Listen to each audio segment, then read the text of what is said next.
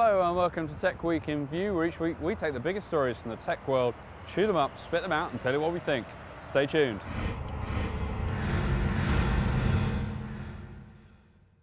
Apple have launched a new mouse called the Magic Mouse, which, the size of a soap bar, allows you to gesture your way through actions on a computer rather than using buttons. Yep, gone are the click buttons, gone are the scroll wheel. Pretty much all you get is a very smooth pebble-like device which you can finger your way through commands and gestures. What's interesting is that it's the latest piece of the puzzle from Apple trying to convince us and educate us all to use touch rather than actual physical buttons. Let's look at the facts. Everything from the iPod all those years ago with the circular click motion, to the operating systems where you've got big buttons, to obviously the iPhone and iPod Touch. It's all leading us to a utopian society where the button is no more. Why? Well, from an Apple's point of view, design looks better, it's cheaper to make, it's more easier to upgrade. Buttons can be, well, anything you want them to be rather than physical devices. From a user interface point of view, it should be that certain tasks are certainly easier rather than actually having to fix a pressed button. Either way, 2010 for Apple will be an interesting year as it tries to convince us that the button is dead and the finger is the way forward.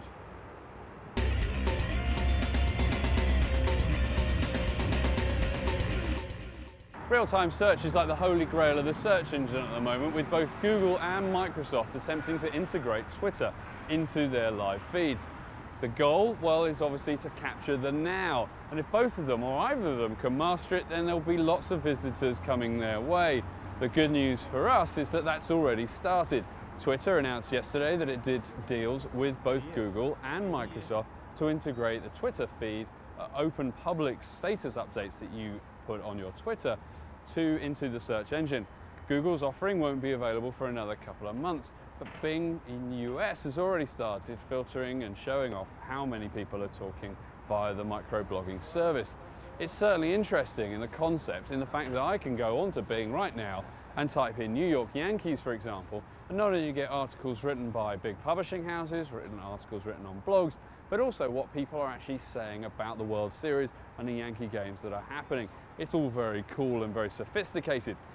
Those tweets are going to be catalogued on a number of different bases, from sort of quality to the amount of Twitters that you're following, to lots of different things, and obviously to cut out the porn, the spam, and all the other stuff. What's more interesting is that Google is taking this one step further and allowing you to do a social search, which is basically if you connect into their Google Connect system, you'll be able to get search data from Twitter, from Facebook, from other social networking things, alongside their core element, which is the usual search engines from sites like Popular or Megawatt or etc., and pop it up. So if you type, for example, New Zealand, then and one of your friends has been to New Zealand, then chances are that will come up to the top of your search list rather than, well, a rough guide from 2002. Either way, the good news is for search fans, fanatics, or people that use the search engine, which, let's face it, is pretty much all of us, the search in the future should become a lot more relevant. Windows 7 is now officially available, and that means thousands of people around the world are in the process of upgrading from Windows XP and saying good riddance once and for all.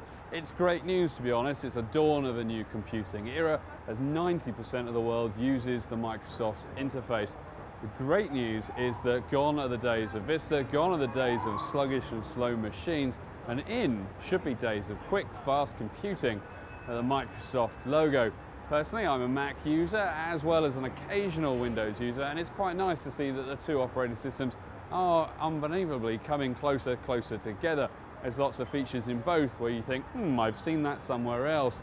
Either way, what it does mean is that computing has gone mainstream. The pre-order sales for Windows 7 were bigger than Harry Potter, according to Amazon.co.uk, and in the end, it means a new dawn for the PC. Nobody likes a copycat, but that's what Nokia are accusing Apple of doing over the iPhone, and a number of patent infringements in a lawsuit that's just kicking off.